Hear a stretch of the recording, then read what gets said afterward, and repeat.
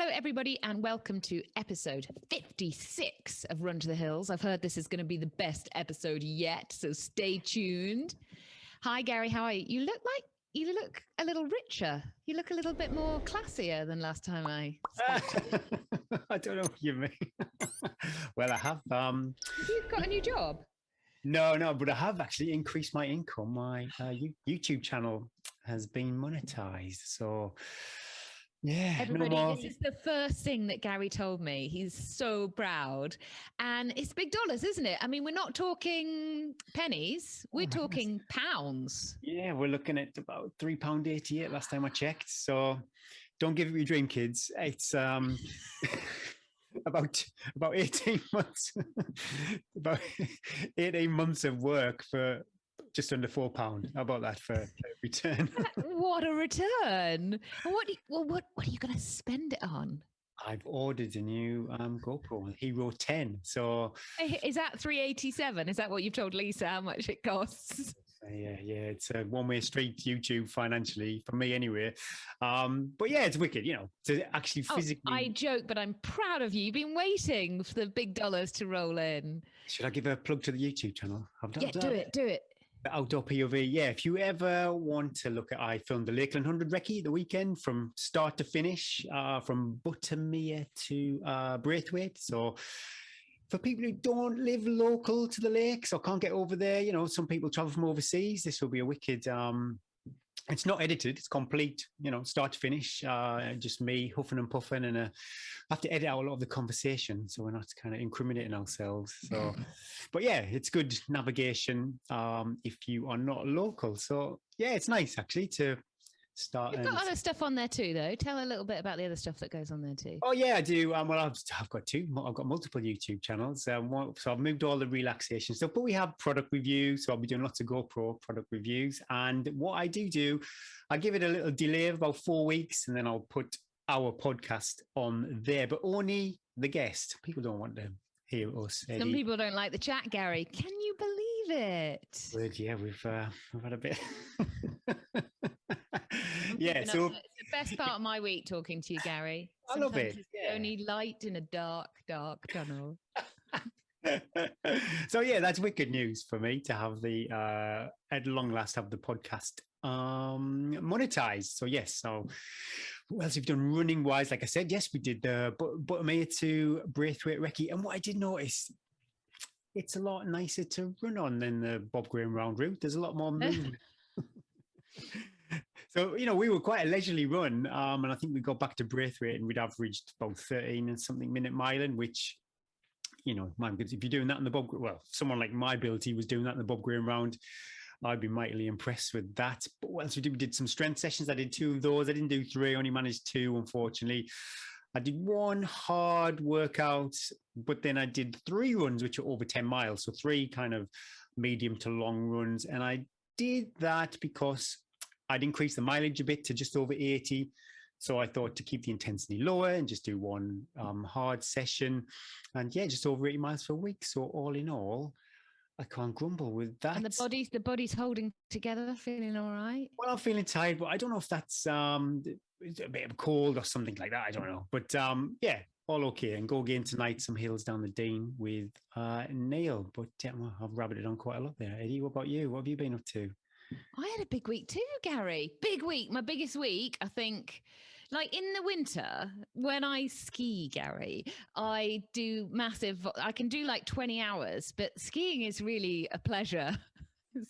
It's no problem for me to rack up 20 hours tootling around on my skis. But so I did 16 hours last week, of which maybe even more, actually, maybe like 17, 18, not including the strength work. Yeah. And all the stuff it takes to hold my body together. But I did my most running. I think my running was topped at 14 hours, which is a lot for me. Yeah. I didn't realize until like Sunday, I was like, oh my God, I feel tired. And then, because I don't really look at the totals, and I looked at the totals and I was like, wow, Chewbacca. That is touching on big and some good stuff in there. So it was about 100 and I think it's about 120K with about 5,000 meters of climbing, 6,000 meters. Yeah, that's a lot of climbing. So that's a lot. That was quite big for me. So I did my 2 big back-to-back race specific days, which first day was a little bit emotional, of course. I chose my route we talked about, and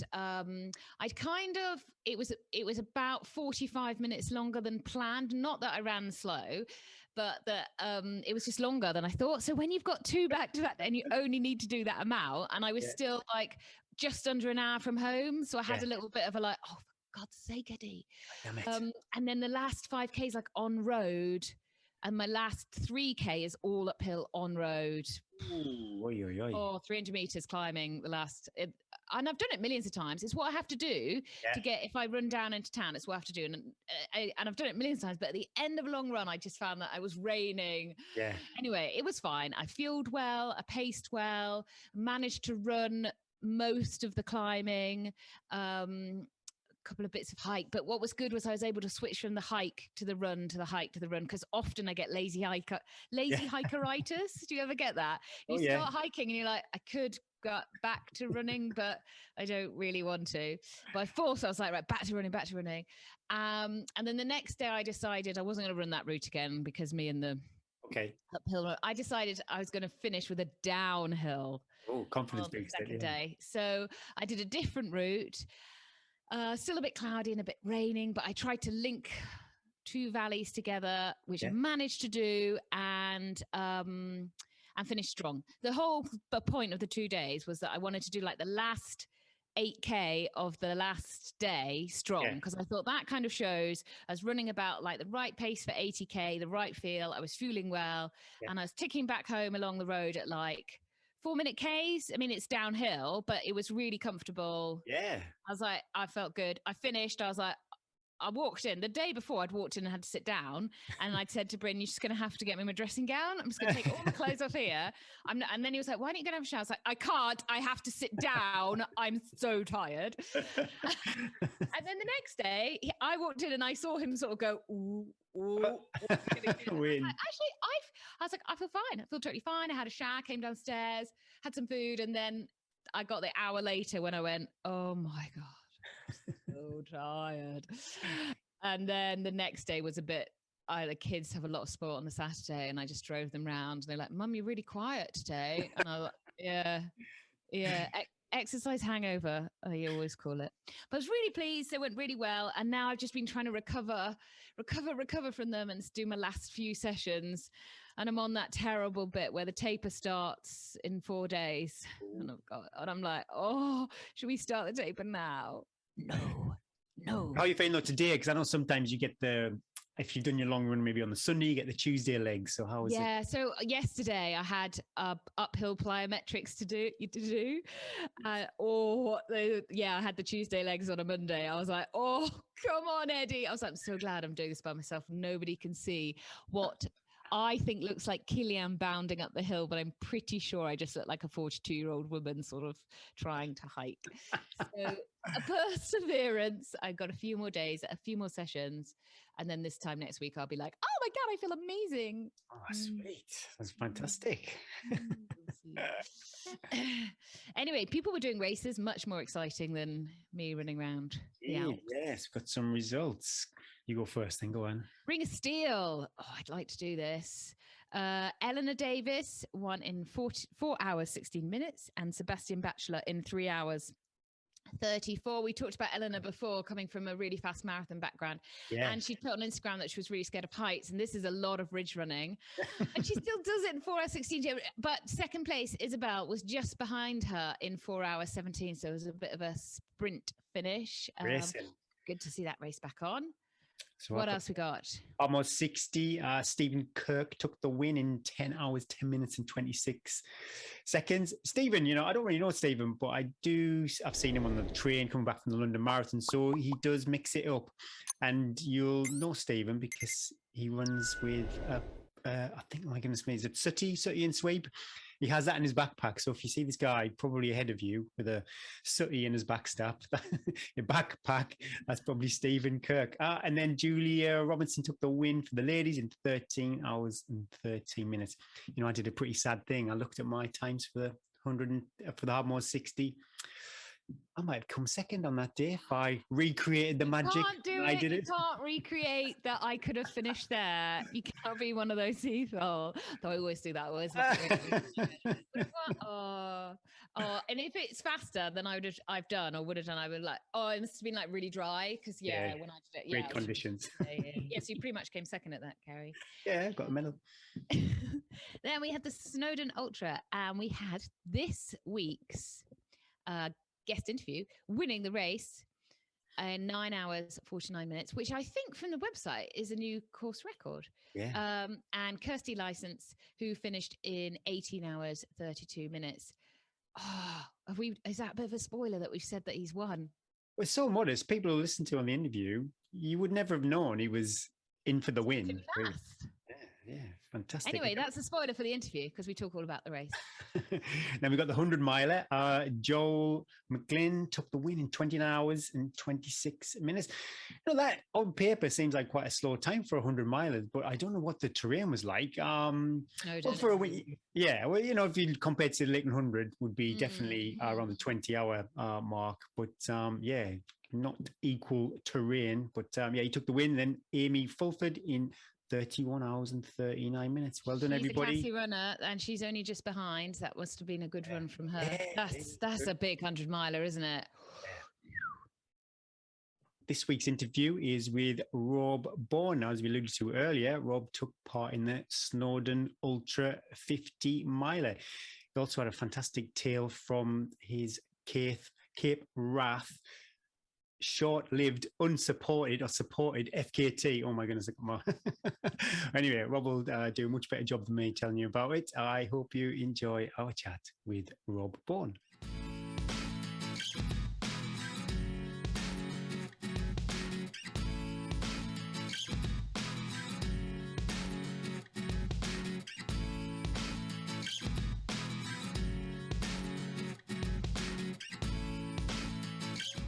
We'd like to welcome Rob Bourne to the show. Rob attempted the first unsupported run along the Cape Wrath Trail. This briefly set a new supported FKT on the trail. We'll get into that story in a bit. Also, you have an FKT on the Leicestershire round, and you're currently a few days away from the upcoming Snowdon Ultra.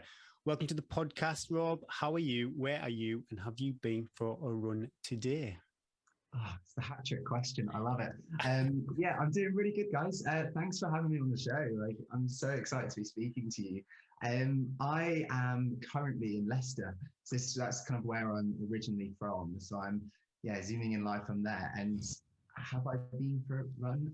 I had to think about that one for a minute, but no, I haven't. I usually do all my running in the evening. I think it's because I guess I don't have anything to come back for at that point. I can just either go as long or as short as I need to. So no, not yet. I guess you're in the taper because we just discussed, aren't we? You're doing the 50K and we're now recording this on Thursday and it's only 2 days away. So you just... Oh, no. So mine's a week on Saturday. Yeah, so it's the GB Ultra one. Oh, okay. I thought it's the Ultra Trail Snowdon. It's the GB. There's 2 different races. Okay, so you've got a little bit more. Super busy. You've got a few more days. How are you feeling? Are you in good shape? I think so. I think we're nearly there. I had a bit of a blind panic a couple of days ago. I went on a back-to-back, middle length run and just felt like rubbish. So I called my brother up, like, well, what's going on? I don't know what's happening. Like, tell me what's going on with my body. But no, I think I just active recovery. I think that's the key. Yeah, and often just as you go into that taper, you can feel really rubbish and be like, oh God. Yeah. I often see like pictures of runners and stuff and be like, I'm never going to be able to run like that again. Everything hurts, but I'm sure a little bit of taper magic. Taper magic. Tapering magic. Taper magic or madness, one of the two. Before we get into the Cape Wrath story, would you share us a little bit about your journey into ultra running, your life story, basically, how you find yourself where you are today? Yeah, absolutely. I think it kind of started way back when, it's like first memories as a child, really. We did a lot of kind of camping holidays in the Alps, and that's probably where I get like the mountaineering side and just the interest in being in the hills, being in the mountains, etc. I've always ran. I was, I did like cross country at school, which I was dead at the end of, and I have no idea how I ever made it. But sometimes you do. I think it's because of the snacks at the end mainly. But Donuts. yeah, Donuts. that's it. But to be honest, I didn't really get into the silly long stuff until university. Like once I finished studying, I moved into full-time work, and I think just on one of the weekends, I thought, oh, let's go for a little bit of a jog. Ended up being way longer than I thought I'd go, and I think it's that first moment when you realise, hang on, like I didn't think I could do that. Yeah. And it literally just, it's a domino effect from then on. And you're kind of continually trying to see, oh, well, what happens if I go an extra kilometer? So that's pretty much what's happened over the past 3 years. I've gone, oh, I wonder what happens if I go a little bit further. What's the furthest that you've run so far? Sure. So the furthest I have run non-stop, it was 106 miles, and multi-day it's been 230 miles. That was the Cape Wrath. And you're still quite young, Rob. You look about 21. It's the baby face, I'm telling you. I'm actually 25. Oh, I wasn't far off. Imagine that. So you're quite young to get into ultra running. Your knees have got a long way to go compared to Gary's and mine. People keep saying that, actually. They say, you're not concerned about your knees. I mean, I am, but also it's just fun, isn't it? I always will worry about that later. I think that's a lot of rubbish, isn't it? There's this poorly knee syndrome from runners. I don't think there's anything in it. Well, it's going to be something, isn't it? You might as well go out with something. I think it's made up from non-runners who are kind of jealous. Cape Wrath, my goodness me, that was I suppose the email that you sent to me, and it really kind of pricked my attention that I think the line was supported then, or unsupported attempt, but supported FKT. Yeah, I'd love to know more about that. What made you decide to do that? Because it's a very inaccessible trail as well. Yeah. Very true, and yeah, there's so many like parts that come into it, whether it's like the logistical or just getting the body ready to some degree. I think what made me choose it in the first place, so lockdown kind of struck when I kind of realized, okay, right, I'm interested in this long distance running. I've done a couple of races, and let's see what we can do elsewhere. And I think what the beauty of lockdown was it to some degree put a pause on all the races, so it allowed you to maybe think a little bit more creatively about where you might go running and what that might look like. There's a runner called Jenny Tuff who I take a lot of inspiration from. She does some insane trips abroad to multiple different countries. I think she was doing a running trip across each continent, a mountain range in each continent, which is just obscene.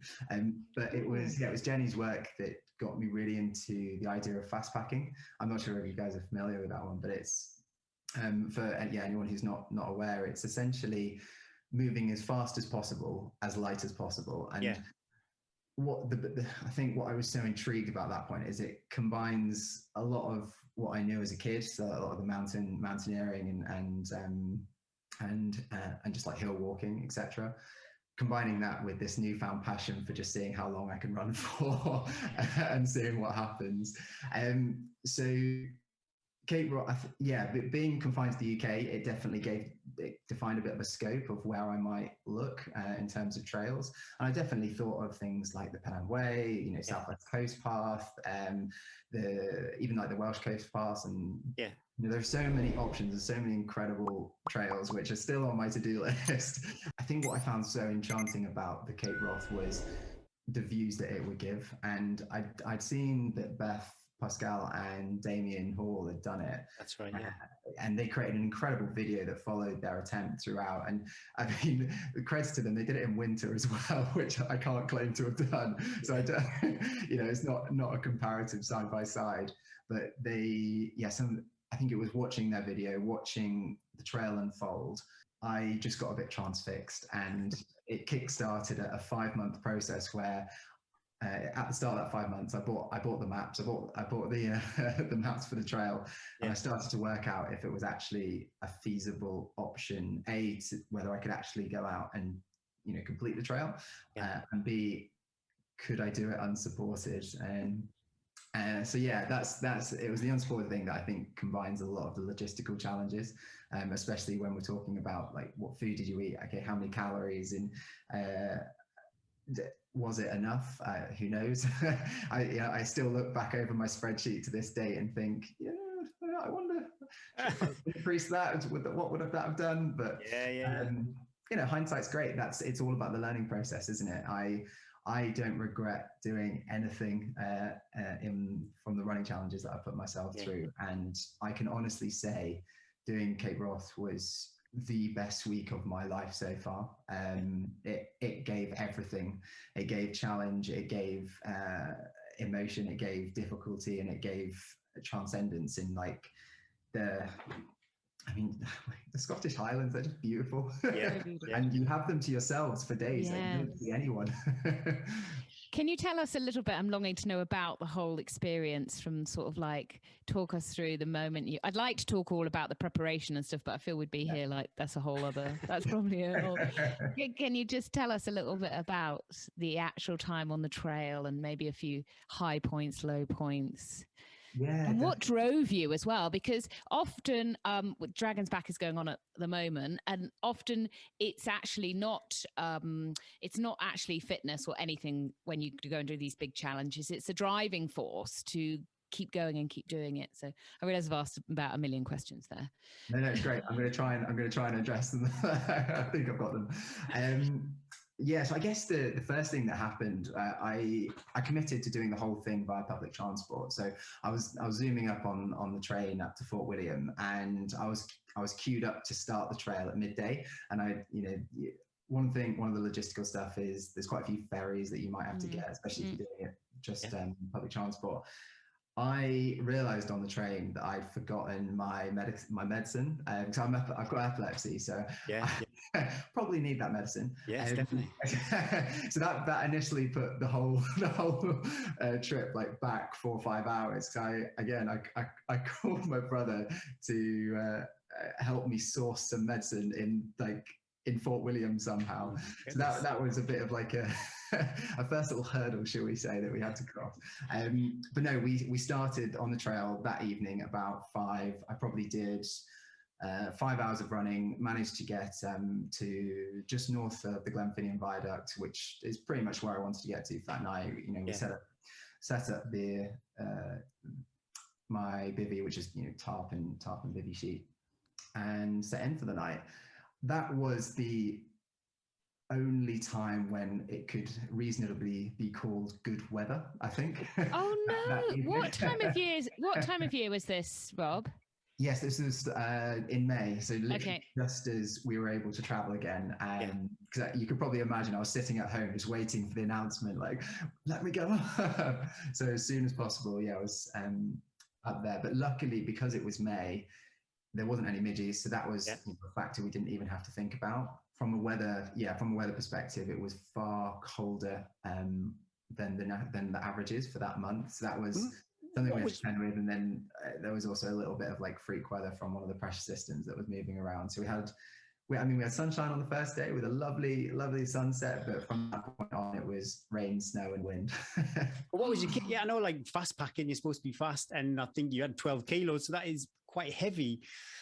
But yeah, May, I would plan for maybe not snow and rain and stuff like that. But yeah, what was your kit like? Yeah, I'll be really honest. Like over the past year and a half, even before I'd queued up or thought of Cape Wrath being an option, I've been trying to develop my fast packing equipment and testing out different stuff. I think as everyone goes through, and you're always guided by those key metrics, like how lightweight is it? How expensive is it? Can I even afford it? And how durable is it? And it's always like a mix up between those things. I rate every bit of kit that I had. I think if there was one kind of late addition that I put in there, and I kind of went out on I invested in an even better raincoat, essentially, and I'm so glad that I did, because I definitely needed it. We all are. So that was really cool. Everything just kind of followed on from that point. From a kit perspective, everything performed admirably. I don't have any qualms with what I had. I guess the only thing to put into that, because I'm going to bring up like trench foot and like the issue I had with my feet, because it is a huge part of the experience, especially with this sort of trail. The reason I was linking it to maybe the conversation on kit is I didn't want it to be detriment to, I think, the shoe brands, because there's not like anything you can do from a shop.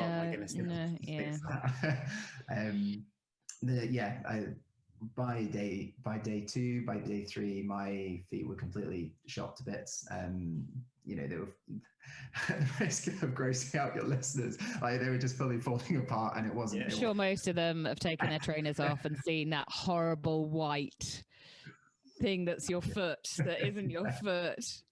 It's not pretty, is it? I mean, you guys, I'm sure know it. Just black toenails, rotten feet. Yeah, it's all, we've seen it all. I think, and that's just like a quirk of the trail. Because it's so boggy and because it's so rural and it's so remote, apart from that first day where it's forestry path leading up to Glenfinnian, from that point on, you have wet feet the whole time, and wet feet over 5 days. I mean, if you think what happens if you're just in the bar for like 20 minutes, 5 days of that, it doesn't end up well. Actually, I remember at the end, the lighthouse keeper, he took a bit of pity on me because I fully could not walk, I don't think, by the end, or maybe it was just because I got to the end, so I don't really have anywhere else to go. But he definitely took pity on me and offered to drive us to the next ferry, which was very, very kind of him. Really Otherwise, it would have been a 12-hour walk after I'd actually finished the trail. No, a 12-mile walk after I'd actually finished the trail. It went from unsupported to supported. What was... Yes, I love this story. So literally, it was via a cup of tea. And just to give a bit of context, this was on day 3. I woke up; it was still raining. I was in a good mood though, so I kind of set off straight. However, 3 to 4 hours in, I think regardless of what glove you have, at some point you're going to get wet hands. And that was the first day. Gloves got saturated and wet hands became an issue. So I was then, in problem solving mode, trying to think, okay, I've got wet hands. How do I solve this? And I thought, well, we've got a bothy coming up. I know that I can make a fire there. If I get a bit of a shuffle on, I'll definitely be there before the sun goes down. So that then was my aim for that day. The difficulty, not the difficulty. It's easy to kind of focus on the bad decisions that are made, but because I'd put out this short-term aim of getting to that bothy, which was outside the current schedule of what I was originally planning to do, I made some less good decisions on fueling and kind of skipping times when I should have been and potentially ignoring signs that my body was telling me on that specific day. So it kind of kickstarted a bit of a domino effect of bad decisions, because I'm sure you guys, again, you realize if you don't eat, you're then going to make not as good decisions, and it just gets worse and worse. So I was coming down a steep descent into Inverbroom, which is just before the kind of long stretch over to Orkle Bridge. Probably one of like the main known points along the route. So it's kind of east of Ullapool, and really not in a good way. I noticed there was something going wrong, so I tried to take on a little bit of fuel, but wasn't helping. I got to the bottom of this, the descent, and I kind of figured out from the maps it was probably going to be 4 to 5 hours, or maybe 6 hours to get to the bothy, and sun goes down in 3.5 hours. Okay. So then I was, a bit of a crux of a decision. Okay, do I climb into the night when I know it's going to be snowing and I'm in a lowered state, what do I do in this situation? This is before I even came to a conclusion on that one. I was literally just ambling down this road, because this was one of the few kind of civilization points along the route. And I still write to this day, and I owe her pretty much like the whole attempt, and some perhaps even my life to some degree. But this lady, a kind stranger, just stopped me, and so I think must have noticed that I wasn't quite with it. So just kind of stopped me up. You started asking me a few questions. I remember it quite vividly, but I had no ability to answer any of these simple questions. Wow. Like, where have you come from, or where are you going, or what's your plan? Had no ability to answer these whatsoever. So it was this point where it was like, stop. Yeah. I have tea with me, and you're going to have a cup of tea, and you're going to stay here. You can camp. You can camp on our front lawn, and that's. I think one of the most memorable points I remember when the tea was offered to me, and I remember thinking, if I take that cup of tea, this is all over. And I tell you guys, it was so emotional at the time. Like I'm not even sure what I was thinking, but it's amazing you could think about that gone from unsupported to supported, but you couldn't answer her basic questions. No, she was like in tune or just completely obsessed. I mean, I don't know what it says, but so at that point, they kindly let me camp on their front lawn, and I got an extra couple of hours sleep. I really fueled on the stocks that I had, and I woke up the next morning, same time as usual, feeling better, and set off again, and that was it. What an angel. Do you think she goes out every day to another pesky runner coming past? He hasn't had any food. He's got a patch on a lawn where the grass doesn't grow, all these tents. Literally. I must have been one of the first, what we might consider a tourist. Yeah, I guess you were probably the first person she'd seen for like a year. I mean, I honestly owe her I owe her and her family so much, because they quite literally took me in as one of their own, and I'm undoubtedly, I'm indebted to them for what they did, and it allowed. I think I'm definitely of the opinion it allowed me to then finish, because I'm not sure I was in a state to. No, it sounds awful. We're laughing about it, but she maybe did save your life, because if you continue to make bad decisions, who knows where that's going to end. 100%. Awesome. So let's talk a little bit about what drove you to do this attempt, and what drove you to put yourself into as my mum always says, what drove you to put yourself in that position, and a little bit about that, a little bit about the awareness that you wanted to raise about what you said at the beginning to us about the good causes. Yeah, absolutely. So I think from a running point of view, it's always been about the curiosity. I mean, I mentioned at the start, I'm just so curious to see what happens if I go the extra kilometer. So that's definitely where the running side of it comes from. But as I've been doing more and more of these things, and more fast backing trips, and taking and maybe testing my body in these different ways, I've been more conscious about the fact that, okay, I'm going out and doing this, and what this is an interesting platform. This is a good platform where I could actually be doing something good, like doing something worthwhile at the same time. So that then brought out a question in my mind. Okay, well, what can I do in that stage? What can I actually uniquely do that perhaps another person might not? And that brought me on to a couple of different topics. And I think the one that really held precedence for myself, so I do kind of self-define myself as an LGBT runner. So I'm a gay guy, and it has always been in my mind that there isn't really much representation at all within ultra running or adventure running or whatever I like to find myself. I don't even know. So crazy running. Lots of tea drinking running. It's the best. Yeah. It's the best time. So I kind of took that upon myself, really. I thought, well, you know what, this is a big step. I mean, it's a big step for myself. I've always been comfortable and happy, but I've never really put myself out there before. Yeah. So I used the opportunity to do that, and just to be speaking about it, because there's no point doing it just for me, because if I was doing it just for running, it would be just for me. And I know lots of people kind of raise money and for charity, and that's always a great option. I think I find that difficult when it's something I'm doing all the time, and it's something that I'm maybe actually wanting to do. That's like I don't know, the conflicts I have personally on that one, but I thought, well, let's do something from an awareness point of view. Let's be talking about inclusion of the LGBT community. So that's where that all came from. And I mentioned it like it was a big step for myself. It was it's a small step in the grand scheme of things, like for LGBT awareness.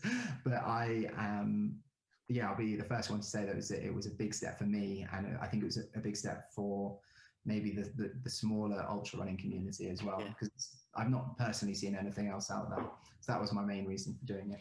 And did you find you received a lot of support? Did you find you had some messages from people saying, maybe I'm gay as well, and I felt, welcomed into the community, or not welcomed, or it's great to hear that you're using your running as a platform to just to raise awareness? Absolutely. And I like 100%. I can't say that there was anyone who maybe self-identified in the same way or connected on that level, but the level, once I put myself out there, the amount of support that I was then given as a result was quite overwhelming, to say the least. It was not only before, like when I was announcing what I was doing, it was actually during as well. And I remember so vividly on I think it was the penultimate day, I wasn't, again, in the best of states, and your emotions are just like puppies, kittens, it's all over.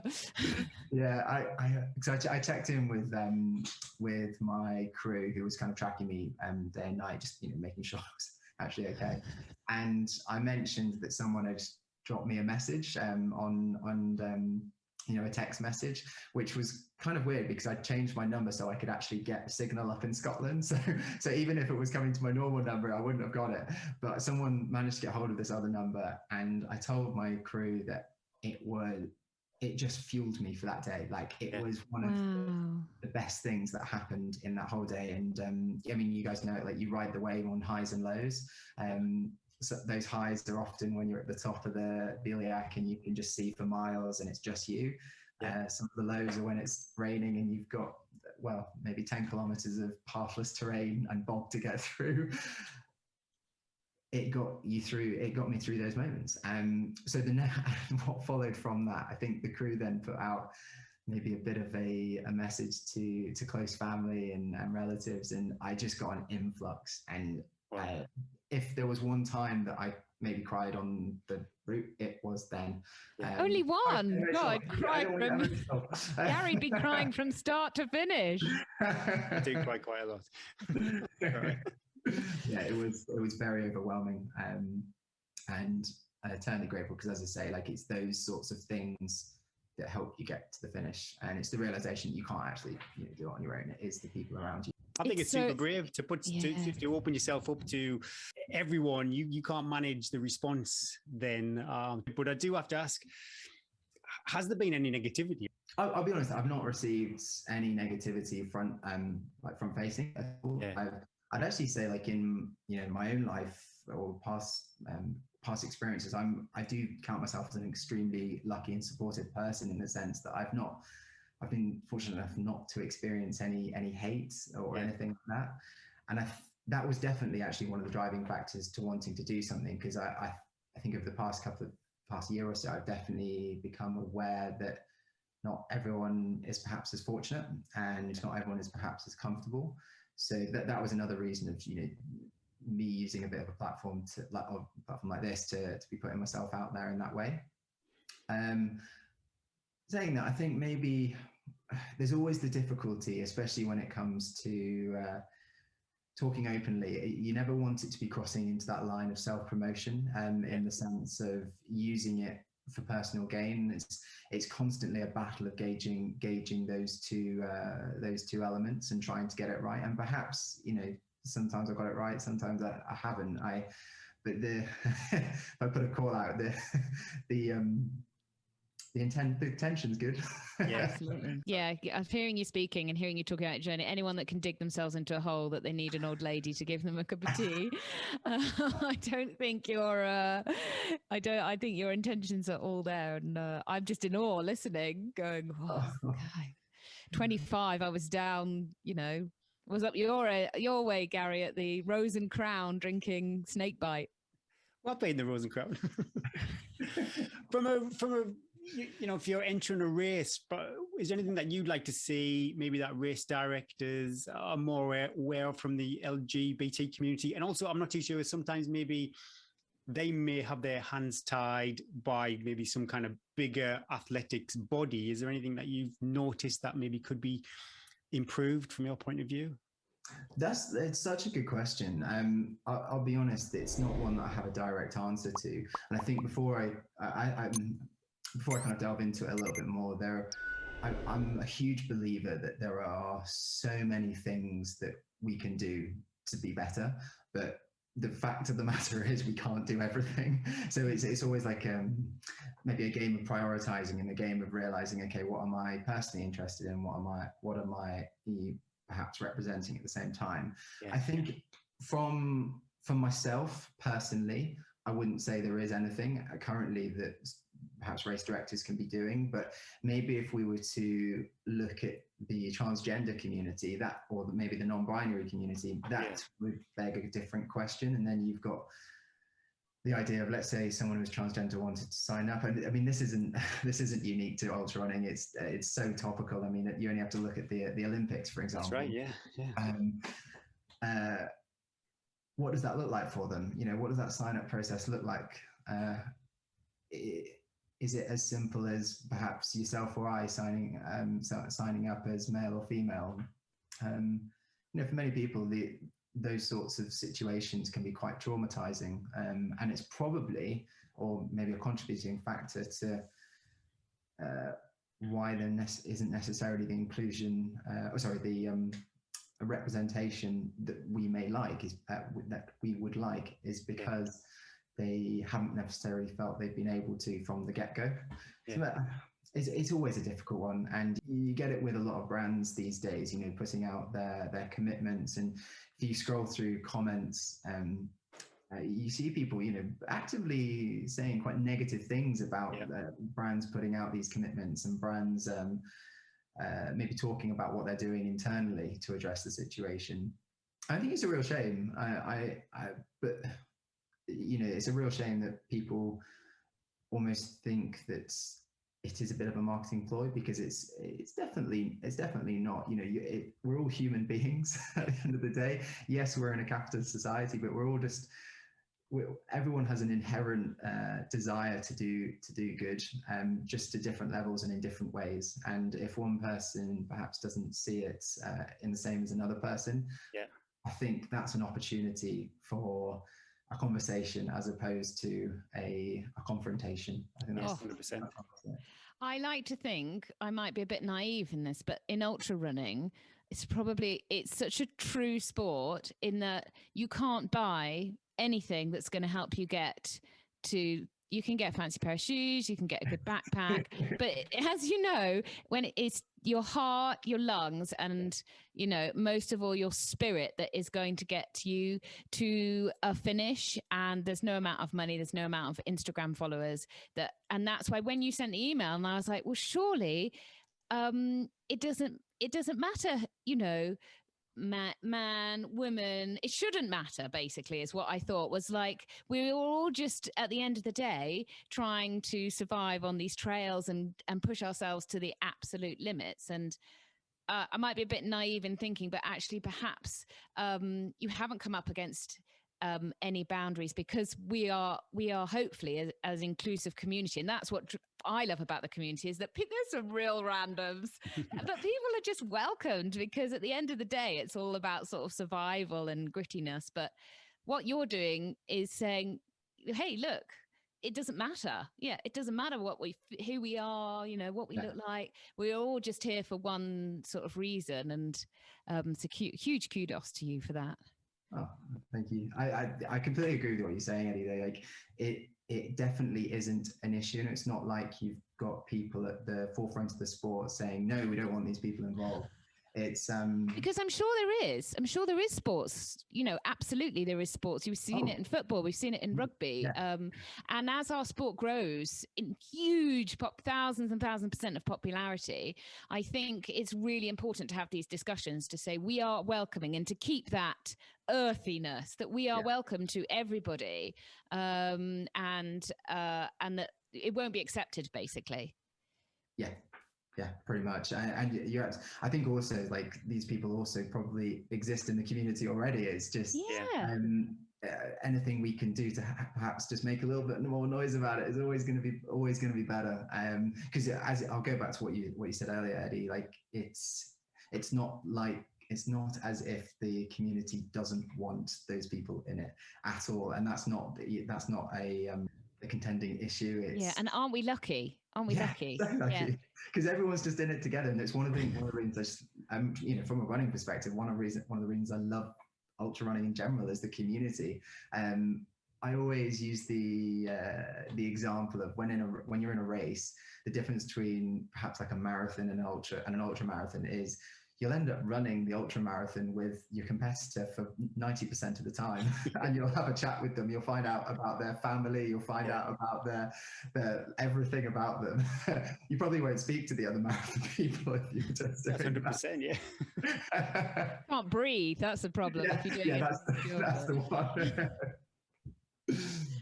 No, it's such an amazing community, and I just want to be part of it more, and that's my reason for being here, for sure. So if there's anybody that perhaps is just getting into ultra running or isn't sure, hasn't quite found their place yet, any good resources that they can head to find out more about the LGBT community, especially in the sort of running world?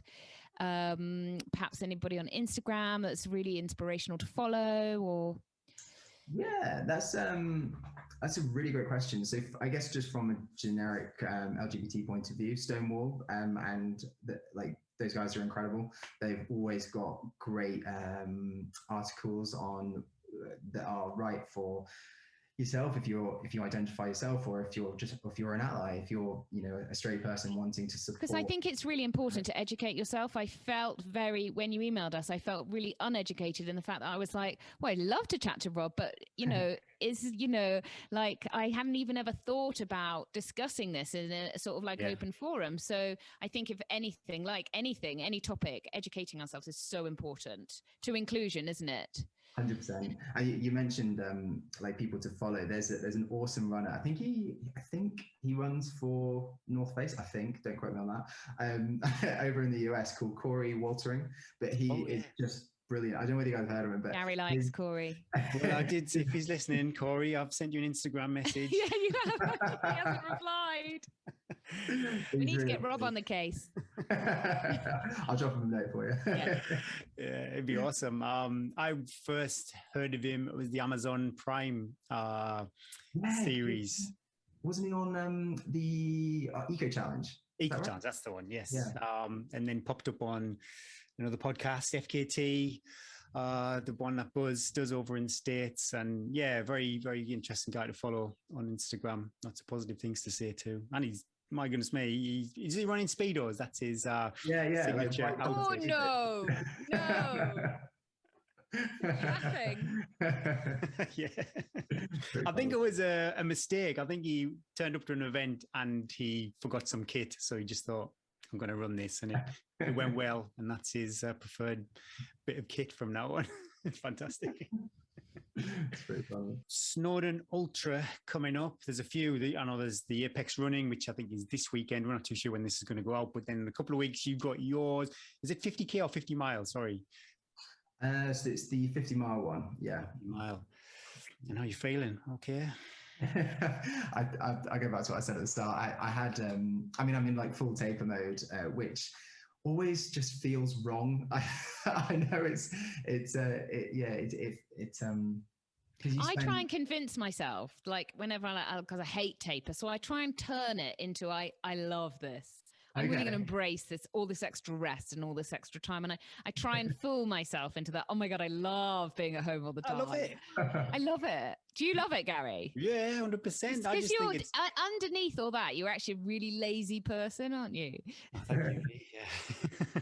Maybe I just need to find like a good Netflix series or something. Can we Oh just... my gosh, totes. Totes is the time to embrace. I've just started watching the Motel Makeover or something. Oh. You'd like it because behind you is loads of plants and they're really know, yeah. yeah, they love the plants. Yeah, Motel Makeover, look it up, and it is absolute trash, but it's perfect for taper when you're like just sitting there a bit jittery. Sorry, Gary. No, it's I think for the GB Ultra, it will definitely be my final thing for this year. I was just going to ask you, what's your plan? What's your plans for next year? Ooh, Ooh, I like it. I like it. FKTs or races. This is so what have we got coming up? Another not delayed, like rescheduled race, but I'm going to do the MDS next year, which I'm super looking forward to. That will be in March, hopefully, fingers crossed, if all goes to plan. And come September, I've got a bit of a grand plan that I'm still trying to figure out how to put together. But to put myself on a pedestal again, I quite like to have a go at the unsupported Pennine Way and see if that's doable. Fantastic. Which will be far different to Cape Roth, because you're running on stone half the time, and the person who set the previous record did it in a very fast time. So I might actually have to run pretty fast on this one. The effort involved in that's going to be quite high for that course, especially like you say with the previous records. Fantastic. I know pretty much on MDS you won't be getting trench foot on that one, and I'm pretty sure there'll be no nice lawns and cups of tea either. So. It's just going to be sand abrasion. Can I ask you what, having worn a backpack when I fast packed around Mont Blanc and I got the worst chaffing ever, what pack do you use? So I use the Montaigne Trailblazer, which I absolutely love. It's definitely coming to the end of its life now, but I've had some incredible journeys with it. So I'll be looking to probably get another one of those at some point, but I swear by it. I think if it maybe had one change, it would be good to have a couple more, bit more water storage up front, and to come across. But I think it's probably one of the best waist kind of straps for running that I've ever come across. It's quite high as well, isn't it? Yeah. So the waist strap is I like that one. And there's a lot of stretch mesh as well, so you can. I mean, one of the reasons I was actually able to carry 12 grams on Cape Roth was because the amount of stretch mesh it had. Yeah, it's amazing because you can shut it and then you're like, I can squish and stretch. If people want to follow your journey, Rob, where can they find you? Are you a Strava geek? I am. Yeah. I'm on Strava. Where else am I? I'm on Instagram. Grab me on there. What else? I'm trying to think. Do you need anything else apart from the gram? I don't. That's all I need in my life. No. I have a self. The one thing I do love doing, and it is so shameless, it's untrue, but I got given a little gorilla pod thing that holds your phone. Oh, yeah. And I love taking it on runs and like doing a little photo shoot with myself. No one's with me. It's literally just me on my own, and I would literally do a photo shoot with myself just to get a good photo. But I think that isn't that what everybody does that takes running shots. Oh, that makes me feel better. Gary does that like every run. I do not do that. His GoPro. Oh yeah, but it's where you set it up, isn't it? You set the camera up and you get yourself kind of looking pretty dynamic in some epic. Yeah, that's it. And it's really, really satisfying. My top tip, I don't know, I'm sure every filmmaker is going to crucify me for saying this, but take it as a video and then you can use the screen grab and capture the exact moment that you want. That always works. You spend a lot of time doing this, Rob. Gary's making notes. See, I do, like, if I'm trying to do one of these Instagram shots, I've got like 1 million photographs, then I delete 999,000 of them and use one. I never do it, but if I'm out running, I'm like, someone take a picture, and then if it's rubbish, I'm like, well, you can't. I've had 3 kids. There's not hiding anything, really, is it? It's never going to be a good picture. Try more mountains, just me small. Mountains, yeah. Mountains. Right, should we go quick fire questions? Ooh. Yeah. Well, it was going to be the first question was ultra or marathon, but we're going to Move away from that. We're assuming it's on the trails. What's your favorite? I've never done a marathon race. Okay. Well, what's your favorite distance? If you were going to enter an event, do you have a preferred distance? Oh gosh, I've only ever done 50 milers. The longer one was just a self-organized FKT, but probably 50 miles. Favorite carb: pasta, potato, rice, or bread, or Rice. something else? Rice. Okay. Movie you've watched more than once? Can I answer that as a TV series? Yeah. I'm trying to think of a movie. I couldn't think of one. I'm obsessed with Big Bang Theory. Oh my goodness, I watch that every night. Yeah, every night. You do need to do some sort of FKT together. Happy with your Netflix? But the movie question doesn't work. I normally ask my favorite movie, but that really stumps people. So I thought, well, it's a movie that you've watched more than once. I could just go Star Wars, Superman, or something like that. But even that's it's too tricky. So I need to think of a new question. Bucket list race. Spine race. Yeah. Spine race. Oh, yeah. I'd love to do the non-stop at some point. Yeah. And favorite post long run snack. I am an absolute sucker for yogurt, oats, banana, and peanut butter. So all of those in a pot. Oh yeah. Yes, that's mine. I do put honey on the top as well. Yeah, honey seeds. Yeah. Honey and peanut butter is my. I'm quite indulgent if then I put the honey on the top. I'm like, and to myself, a bit like your photo shoot, Robs. I'm like, woo, it's a bit crazy today. On with the honey. Sprinkles. Oh, Rob, thank you so much for coming on the podcast. I feel we might need to get him on again, Gary, because there's so much more. So many more busy year coming up. MDMBS. Busy year, yeah. Let's keep us posted on your journey, and how the training going. We'll be looking out for your results. Probably when we introduce this interview, we'll be able to say how you got on at the race in Snowdonia. Rest up for the rest of the year. Good luck with everything next year, and keep in touch with all of us at Run to the Hills.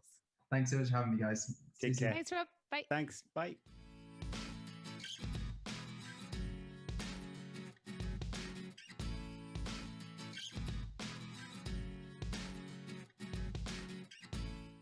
Thank you so much, Rob, for coming on the show. And when we finished the interview, I kind of thought, gosh, I'd be so proud if my sons grew up to be as eloquent and to have such an air of maturity at such a young age. He spoke so well. He is living his life how he wants to live his life, but he's thinking of others all the time. He's a very selfless chap and so humble. What a runner. Yeah. So give Rob a big high five if you see him out on the trails. I'm sure you will at lots of races, and we wish him good luck with his endeavors into next year. Upcoming races. Should we talk about some upcoming races, Eddie? Yeah, let's do it. Right. Ooh, first one I see there is Punk Panther's Reservoir Dogs. Now we're going to have a chat with the guys from Punk Panther today, actually. I'm not too sure when we'll pop out the interview, but Reservoir Dogs is a tour around 7 of the reservoirs that serve the Leeds area, starting with Linleywood Reservoir in North Yorkshire. I like a bit. Can we ask them who came up with that name of that race? Who thought that was hilarious to call it that? Well, yeah, and the Punk Panther. I'm curious. Obviously, not the inspiration Pink Panther, but why we've kind of got the Punk Panther. But I love a body of water. What do you like for water? Do you like a run around some water? Oh, I love. Do you know I'm going to do that this afternoon? Is run around a lake. I love a coast, a bit of water on one side, mountains on the other. That sounds nice. The dream. Yeah. Also, Norfolk Coastal Marathon and Half Marathon. Oh, I bet that's lovely too. More water, yeah. Well, we've got a water theme. Good luck if you're racing this weekend. Ooh, Gary, what you got coming up? A lot of text there. First cross-country fixture for what seems like. I remember doing a cross-country, I think it was the Lambton Estate near where I live, and that was when we were just having this like chat about COVID and what was happening in other parts of the world. Yeah, for sure.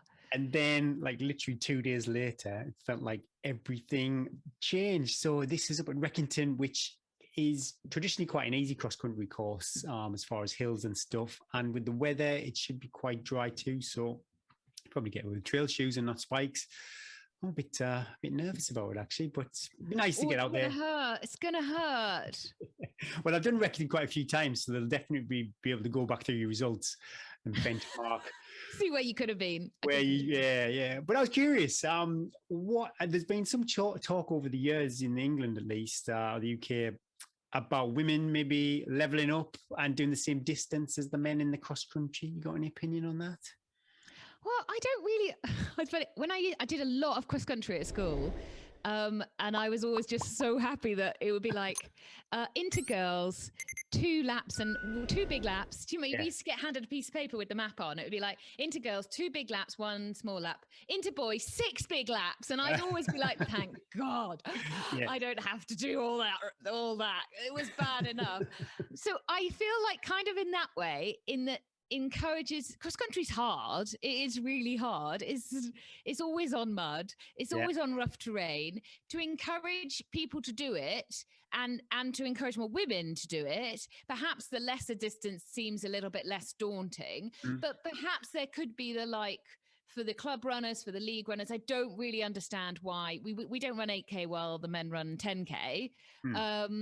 I don't really understand now why it's not run over the same course. And there'd be plenty of women that would be able to match guys on a cross country race over 10K. You know, I mean, almost it would like, why isn't even run at the same time like all other mass races, like all cross country races that always run men and women, isn't it? Like, why not just put them all together? Yeah, I think that was one of the things that got brought up. If they increased one distance of because the format's quite old, if they increased one, then all the volunteers would be going home a bit later.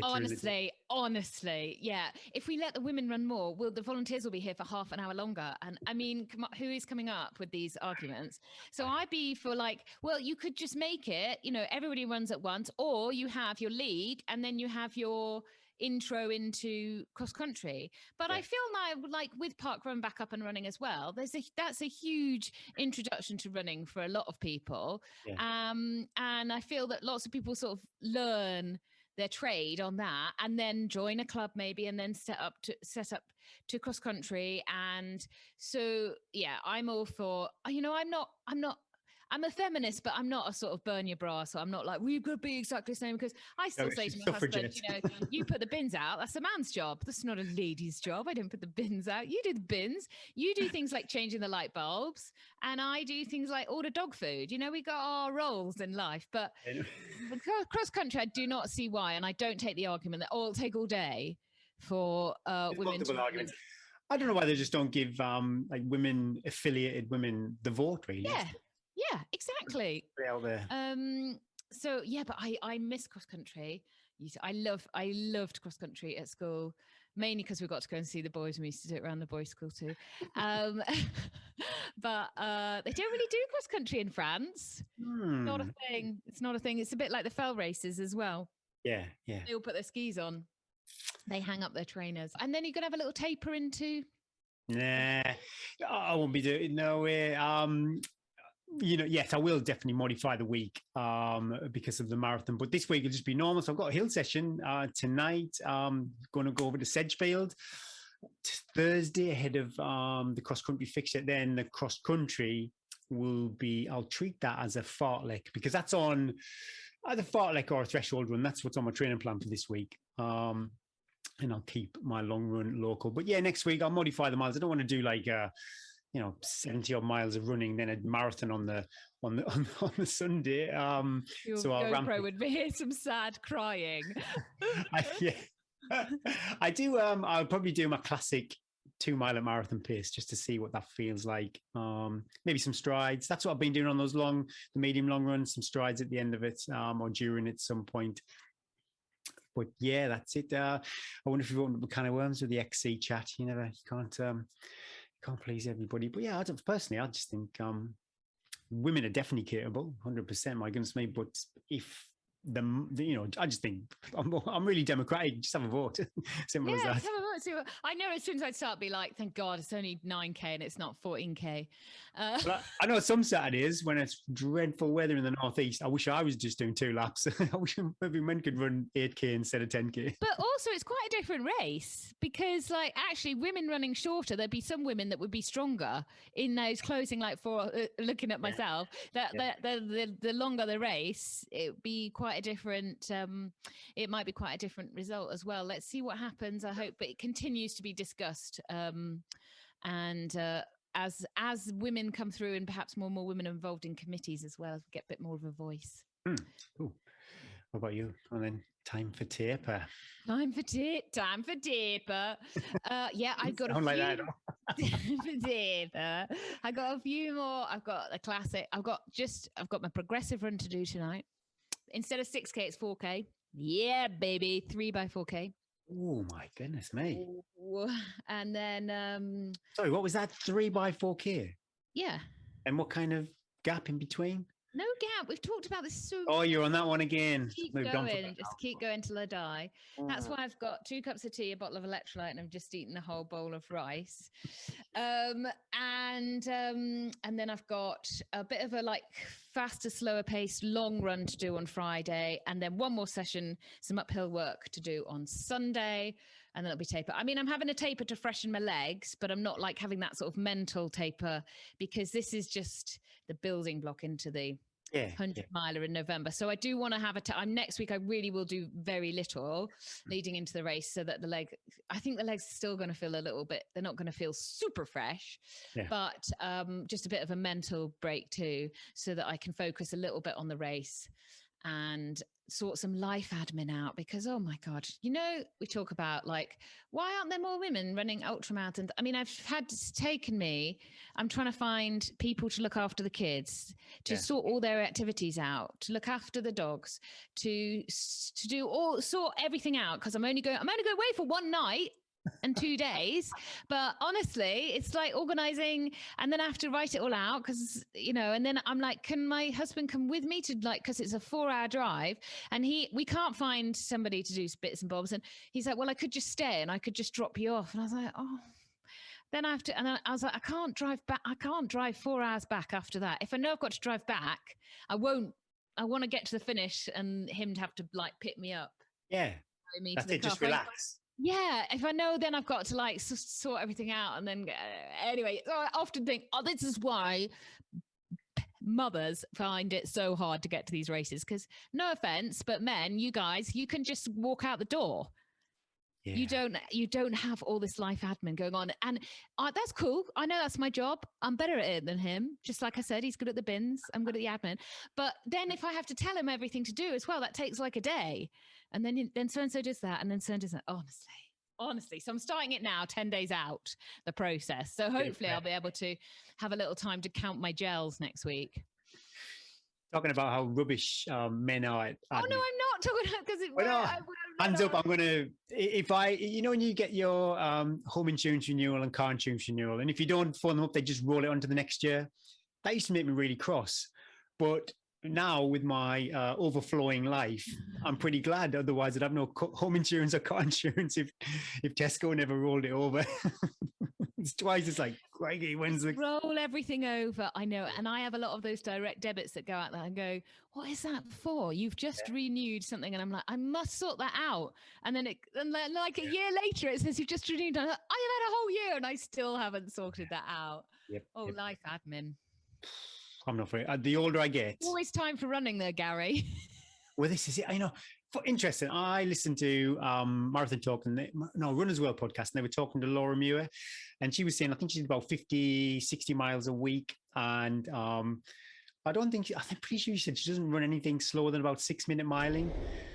So I was like, bloody hell, that means I could be wrong there, but in essence, what I'm going to say is true, because I could run kind of 80 odd miles, and with Rex and stuff, if my watch beeped at 13-minute mile, and I'd be like, okay, it's fine, I'm out with Rex.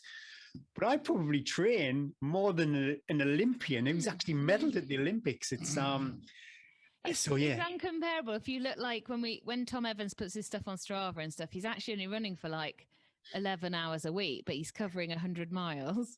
Yeah. And yet lots of us, runners are out for much longer than that and juggling jobs and juggling life. So kudos to us.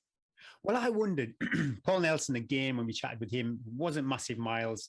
Gareth Pritchard, 4th at the almost 60 at the weekend. My goodness me, I think he said he did about 40 miles a week. He would like to do more, but just life is the way it is. So I'm thinking, do I do less? But I'm such a junkie I went out with Rex last night for 3 miles just to roughly get 10 miles for the day. I mean, it's just an arbitrary number. But I wonder, do I do a bit less? And then all that time I would get back to do the car insurance and the home insurance. And yeah, but Tesco's got it covered for you now. Oh, yeah. They're saying, go run, Gary. Yeah. Oh, right, moving on. We've got another subscriber shout out over on iTunes. Mike42 Hall left a lovely review. You guys, the banter guys. Any sentence that starts with you guys, I love. You guys. The banter between you two is mint. You get some really cool guests on. Gary can't talk enough about the Bob Graham round for me. He loves it. Hopefully I'll do it next year. And I can't wait for Eddie's UTMB journey. He entered in 2018, but he never had enough points to enter again. Keep up the great work. Well, Mike, thank you very much. And, if you need a runner on one or two of your legs, or did I say two? One of your legs, sorry. Leg 3, please. Leg 3. Depending on your pace, leave me off leg 1. I'm not very good on a fast leg 1. Leg 3, leg 5. Gary's speciality. Yeah, that's lovely. More 5-star reviews. Thanks, Mike. Thank you. Just to remind everybody as well to pop over onto Facebook, and we've had some cracking tune suggestions for us to make the Run to the Hills Spotify playlist. Competition closes on Tuesday, 28th of September. Don't make me fill the playlist with Will Young and Broadway classics. Please spare us, but people. I will do. There's some good tunes coming in there. Oh, I love it. Thanks for listening, everybody. And if you like the show, please like, share, subscribe, and follow whichever platform you are consuming us on. That was episode 56. Thanks again for the 5-star review.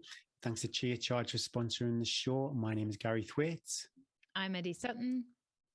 And let's run to the hills.